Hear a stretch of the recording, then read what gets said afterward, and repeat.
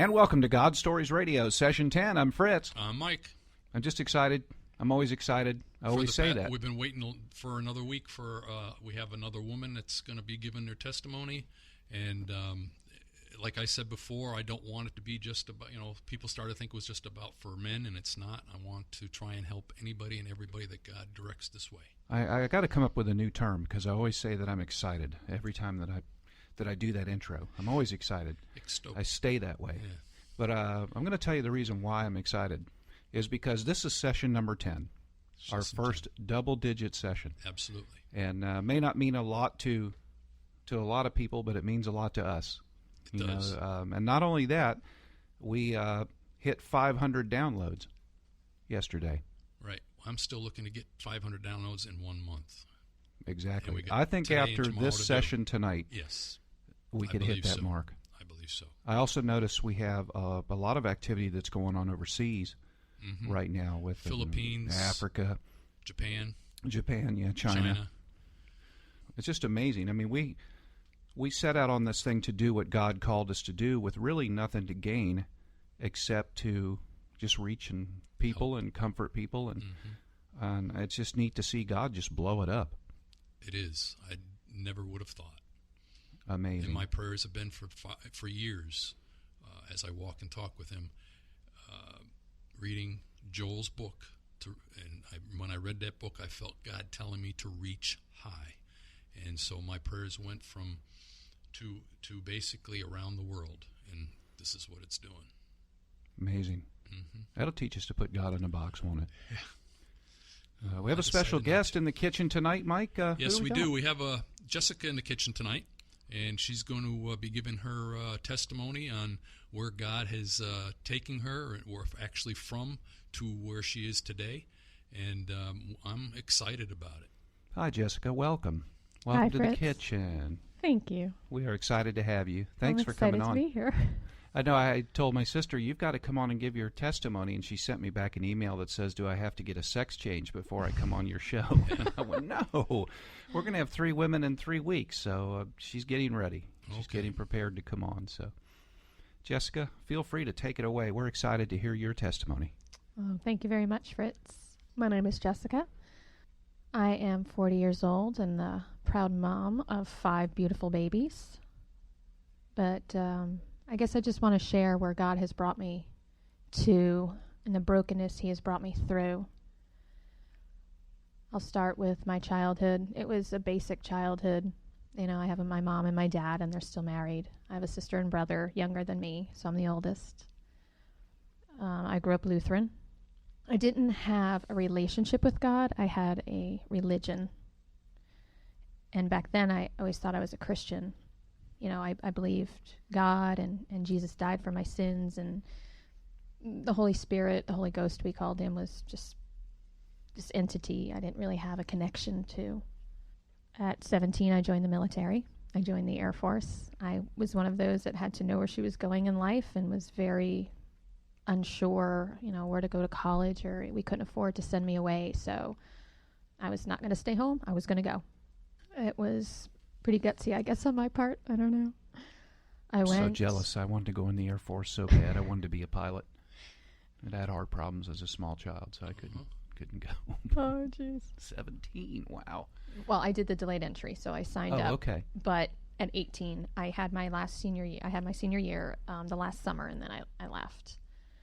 It was the best thing I did. I mean, it was security away from home. I was fed, clothed, and had a job, and they paid to teach me, which was pretty sweet. While I was in the military, I went in very naive, to be honest with you. I grew up, I don't want to say in a bubble, but I just wasn't really prepared for a big, mean world and a lot of manipulation, and I was naive, like I said.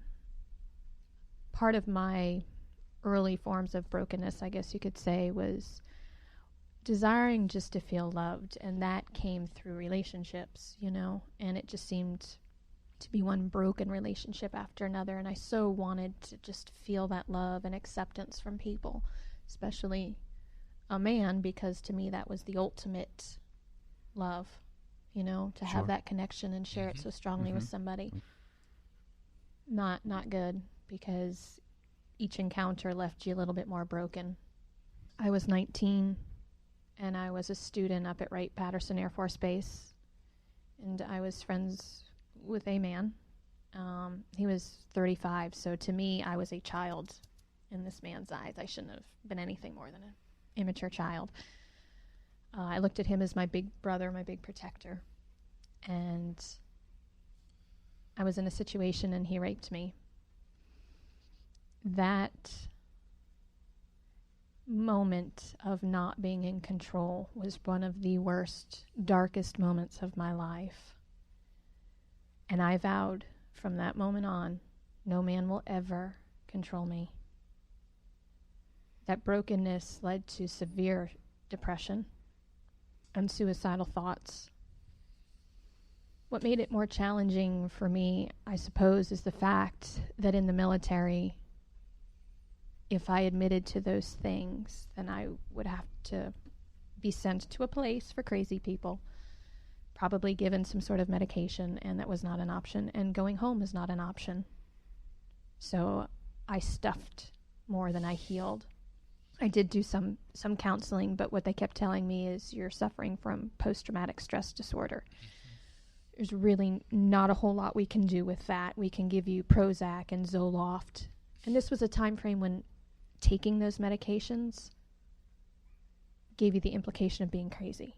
Oh, mentally unstable. Yeah, you need those things. For me, that wasn't an option.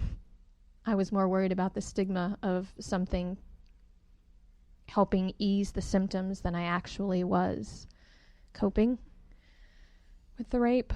I was transferred from that base to my permanent base at Maxwell. It's in Alabama. It was very challenging for me there, too, because the man that raped me was black. I never had an issue, but that moment of brokenness skewed something in me. And all of a sudden it became them as a race, rather than taking that individual on his own merit and what he had done. I had made it as, I guess, a defense tactic, a coping method, that it was just a blanket. And there was this really awful, I want to say, hatred. Sure. For black men. Understandable. So you just kind of labeled the entire race, so to speak. Right. And it was wrong. I know that, but in the time of brokenness, you really don't think quite rationally. No, you don't. Oh, no. You really don't. Absolutely not. Not at all. Especially when you don't have Jesus. Yes. I got to that next space, and it was like, it was great. I'm away from that. And the thing is, when you don't deal with something, it comes back. You may not feel it right away, but when the next major stressor happens, all of a sudden, everything seems to be out of whack, and that's what was going on. And then the depressions would come again, and then I'd go back into counseling, and it would be the same thing. Well, this is post-traumatic stress disorder. We can give you this medication, and it's like, all right, and I just tried to cope. And in coping, I went from one relationship to the next to ease the brokenness in me, not realizing I was only creating more brokenness. I met my husband at the time at that base. Very quick. We hit it off as friends. We were engaged in less than a year. I mean, I was met, engaged, and married him in less than a year. And I carried all my brokenness into that marriage. And what I've learned is two broken people don't make a whole. No. It's called baggage. Right. Yep. A lot of turmoil in that marriage. I did a lot of damage through selfishness. I had this emotion called rage that I had never had before, and anything would set it off. It was so hard to control something, and it was so violent, it was so angry, it was so broken, and it was so bitter. And we would just get into these horrid arguments, and for me, because I'm petite, I couldn't fight physically somebody bigger, but I learned to fight with my mouth. And the tongue can be a very deadly weapon. Yes, it does. That's what James says. Mm-hmm. That's what James says, I was going to say. When you feel backed into a corner, I would go for the jugular, and I would do it with my words. We tried. It was just a very broken relationship. I loved him very, very much. We had our first baby. I was pretty young. I think I was about 26. And I was good. It was the best year, that pregnancy with my husband. After she was born, I did pretty good. I really wasn't down with being a stay-at-home mom. I wanted to get right back out in the work field because that's where I felt esteemed. That's where I felt good about myself, affirmed, because I was good at my job. I was a lab tech, so that's where I got my affirmation, like I said. He wanted me to stay home with the baby.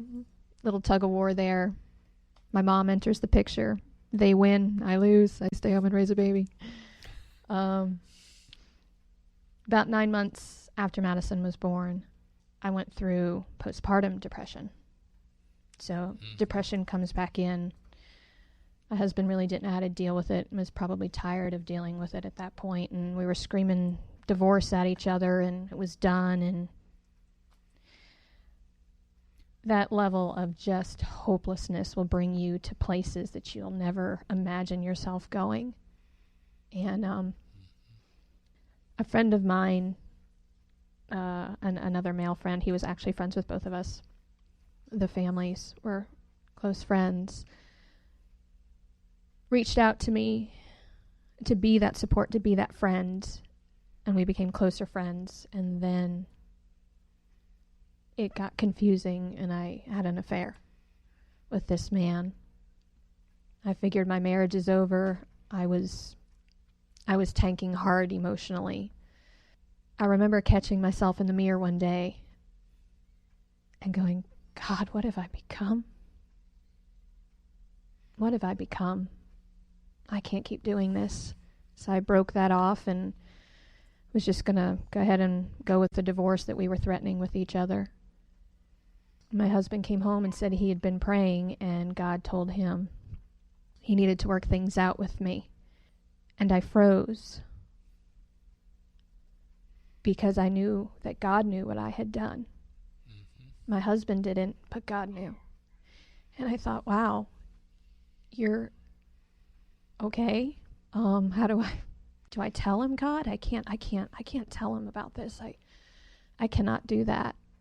So I didn't, and I carried that lie for so many years. And the thing is, I tried so hard in my own strength to be a better wife and a better woman and a better mom, and I couldn't do it. I just couldn't. It would become too tiring. It would become too stressful. I was pregnant with my second daughter when we moved. Actually, I'd had her.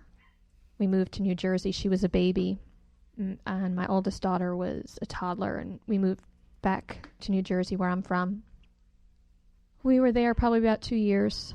It wasn't terrible. I mean, that was actually, I think, one of the peaceful times in my marriage. I was around family and had to deal with the dynamics of that. Then we decided we were going to move to Florida, and he was going to start a business with his best friend, and he did, and it was very successful and is still successful. I remember when he told me we were moving, that moment of panic, because I would no longer have that safety of my family right there. When the truth came out, they wouldn't be there. I wouldn't have that support group. Right. Yeah. Mm-hmm. And I was nervous, but I said, God, my place is with my husband. You made that clear. So I went. I said, I'm just going to have to trust you in it. Now, by no means did I have a real relationship with God. I mean, these were kind of just like last resort prayers, I guess you could say, Sure. as he was trying to slowly work in me. We moved down here. We lived in Lakeland for